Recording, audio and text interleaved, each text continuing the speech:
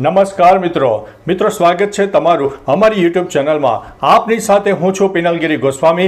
આજના વેધર એનાલિસિસમાં વાત થશે આજે તારીખ 2 જૂનથી લઈને 7 જૂન સુધી ગુજરાતમાં કેવું રહેશે હવામાન, શું છે વરસાદની પરિસ્થિતિ, આવનારા દિવસોમાં ચોમાસું ગુજરાતમાં ક્યારે એન્ટ્રી કરશે અને કઈ સિસ્ટમ સક્રિય થઈ છે જેના લીધે થઈને ચોમાસું અત્યારે અટકી ગયું છે। તમામ પ્રકારની માહિતી એક વિડીયોમાં તમને આપી દઈશું। મિત્રો શરૂઆત કરીએ તો સિસ્ટમથી।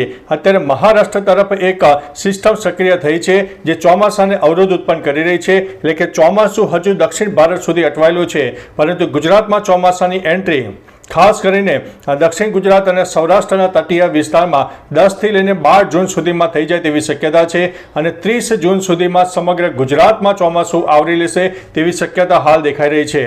બીજી તરફ મિત્રો ક્લાઉડ ફોર્મેશનની વાત કરીએ તો ગુજરાતમાં ભયંકર ભેજનું પ્રમાણ છે, 60 થી લઈને 70% ભેજનું પ્રમાણ છે। લો ક્લાઉડ ફોર્મેશન પણ બની રહ્યા છે, પરંતુ મિત્રો ભારે પવનને કારણે જે વાદળછાયું વાતાવરણ હોય છે, જે બોન્ડિંગ બનવાના હોય છે, તે હવે ડિસ્ટર્બ થઈ રહ્યા છે। એટલે કહી શકાય કે અત્યારે જે વરસાદી વાતાવરણ સર્જાય છે, પરંતુ અમુક વિસ્તારમાં વરસાદ થતો નથી। લો ક્લાઉડ ફોર્મેશન તો બને છે, પરંતુ ભારે પવનને કારણે વાદળો ખેંચાઈ જવાની પ્રક્રિયા થાય છે, જેના લીધે થઈને જે તે વિસ્તારમાં વાદળછાયું વાતાવરણ હોવા છતાં પણ વરસાદ થતો નથી। પરંતુ મિત્રો હજુ પણ ગુજરાતમાં જુદા જુદા જિલ્લાઓમાં તારીખ 7 જૂન સુધીમાં વરસાદની શક્યતા રહેલી છે।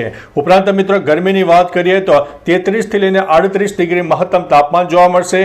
પવનની વાત કરીએ તો સૌરાષ્ટ્ર, કચ્છ અને દક્ષિણ ગુજરાતના તટીય વિસ્તારમાં પવનનું પ્રમાણ 45 થી લઈને 50 કિલોમીટર પ્રતિ કલાકની ઝડપે પવન ફૂંકાય। ઉપરાંત મિત્રો ગિરનાર સહિત જે પર્વતીય વિસ્તારો છે તેમાં પણ ભારે પવનનું પ્રમાણ જોવા મળે, જેમાં રોપવે સેવાને સ્થગિત કરવી પડે તેટલો પવન ફૂંકાય તેવી શક્યતા છે અને ભારે પવનને કારણે તટીય વિસ્તારોમાં નુકસાન પણ થઈ શકે છે, એટલે થોડા સાવચેત રહેજો, એલર્ટ રહેજો। બાકી ગુજરાતમાં પવનનું પ્રમાણ જે એવરેજ પવનનું પ્રમાણ છે 15 થી લઈને 45 કિલોમીટર પ્રતિ કલાકની ઝડપે જોવા મળનારું છે।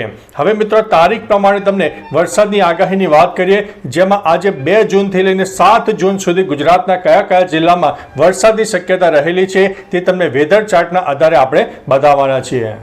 મિત્રો આજે 2 જૂનના રોજ આ જિલ્લામાં વરસાદની આગાહી રહેલી છે। ખાસ કરીને ગીર સોમનાથ, અમરેલી, ભાવનગર, સુરત, નવસારી, તાપી, ડાંગ, વલસાડ, દાદરાનગર હવેલી, ભરૂચ, નર્મદા, વડોદરા, છોટાઉદેપુર, આણંદ, ખેડા, પંચમહાલ, દાહોદ, મહીસાગર, અરવલ્લી અને સાબરકાંઠામાં છૂટાછવાયા સ્થળોએ મધ્યમથી થોડો વધુ વરસાદ થઈ શકે છે। ત્યારે મિત્રો આવતીકાલે તારીખ 3 જૂનની વાત કરીએ તો 3 જૂનના રોજ આ જિલ્લામાં વરસાદની શક્યતા છે। પોરબંદર, જુનાગઢ, ગીર સોમનાથ, અમરેલી, ભાવનગર, સુરત,